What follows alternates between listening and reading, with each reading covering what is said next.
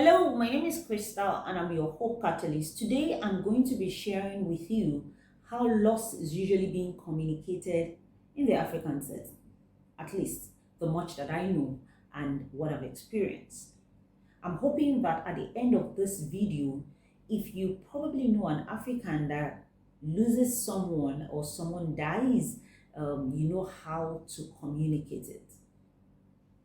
Pretty much, if you are yet to subscribe to this channel, don't forget to click the subscribe button and turn on also the notification button. This will help you not to miss anything at all that we're talking about on this channel. Death can be very painful. So painful that a lot of us act in disbelief even when it happens to us. Usually, when you lose an elderly person, it probably is even something that is easier to communicate. But in different parts of Nigeria and Africa, it's communicated in different ways. There are places where you can't just go and say, as children of the bereaved, to the family to tell them that their sibling or their son just died. It's just absolutely totally unacceptable. I'll tell you about some that I know, and I'll tell you how you communicate to someone that they've lost someone that is very dear to them. In all of these modes of communication, what is important is to know and realize that something has been altered. There's a pattern that has changed or a course of life that has changed for people, and it's important for you to recognize that, irrespective of whether they already knew the person would die anyways. Maybe it's a terminal illness or it's something that is coming as a surprise. I remember when my dad died and he passed on. It was in the afternoon and I was in the hospital with my son. Before then, they had shared with me that he was not feeling well and my elder brothers had gone to go and see him. The last thing on my mind was that he was going to die. Yes, he was in his 80s, but he wasn't even, because he didn't fall ill before that time. He just fell ill, that day, and they called us to say, oh, it's a little bit serious, you might want to come around. And then my brothers went there to go and see him. My son, however, was also on admission at the hospital, so I wasn't just expecting it. I think that's the biggest part of it.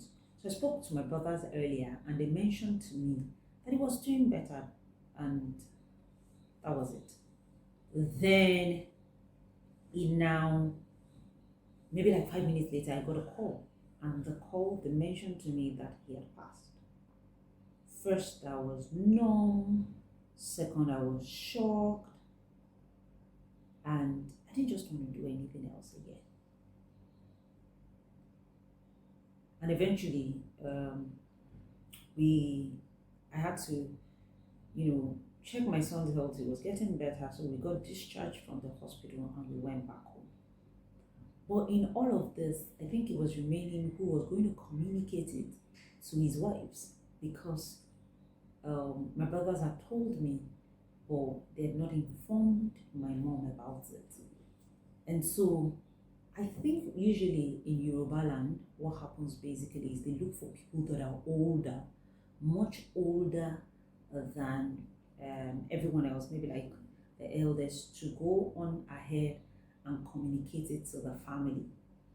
They usually will communicate it in a way of, they'll probably say some proverbs ahead, try to water the ground as much as they can so that the news is not coming as a shock, irrespective of whether the person is older or the person is younger.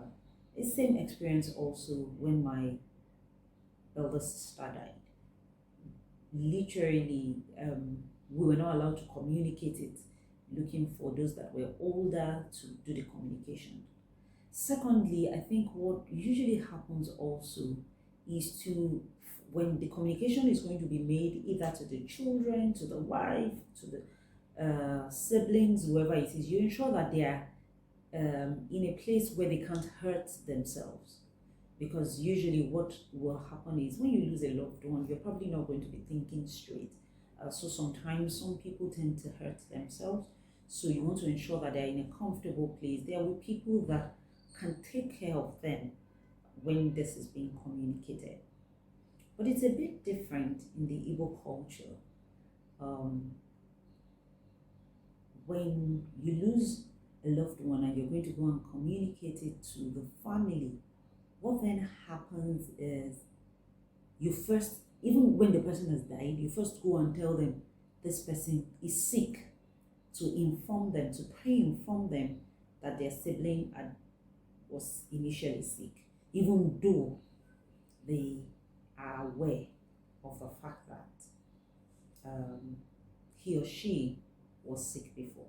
So you go and do that first communication that, oh, your brother was sick or your sister was sick and it's a very severe sickness. And then you can go back. And the going back does not mean that you come back the next day. It can just be that you step out of the door and then come back and then communicate again that the person has died. In all of this, if you look at it, something that is common is the fact that we share a huge pain when our loved ones die. And like I said, there's never a time that it's good when your loved one dies, whether that person dies at a young age or even at an old, ripe age. Because when you love people and care about them, you necessarily don't want to stop spending time with them. Even though you quarrel at times, even though, it's not like every time it's a good time. So in this communication that I've learned in the African setting, there are a few things that I see as important that is key to note when people lose loved ones. The first thing is to acknowledge that it's a painful process for the family, even though they might not be in good terms or they might be in good terms. It's usually a very painful process, and acknowledging that. The second thing to acknowledge is that you need the elders, older ones, to be present for the communication to be made known to the family.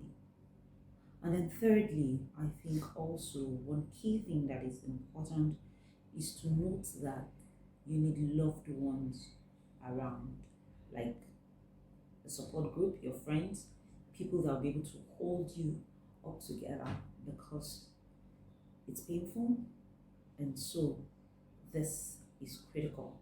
So should you ever meet someone that is African and they lose a loved one, you don't just say it like that and let them know that the person they care about has died.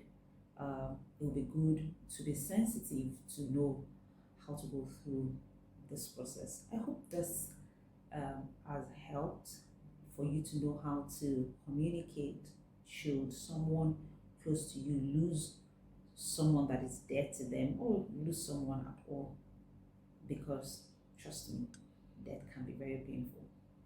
Thank you.